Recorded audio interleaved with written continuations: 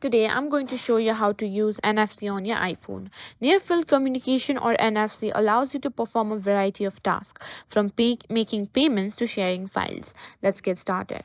First, let's briefly talk about what NFC is. NFC is a technology that enables devices to communicate wirelessly when they're close together.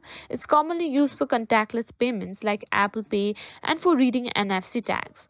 One of the most popular uses of NFC on your iPhone is with Apple Pay. Here's how to set it up. Open Wallet app on your phone. Tap the plus icon to add a credit or debit card. Now follow the prompts to enter your card details. Once your card is added, you can make payments by holding your iPhone near a NFC reader at a store.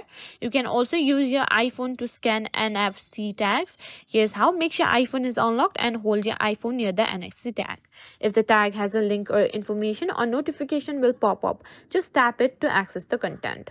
And that's it. You've learned now how to use the NFC on your iPhone for payments, scanning tags, and creating automations.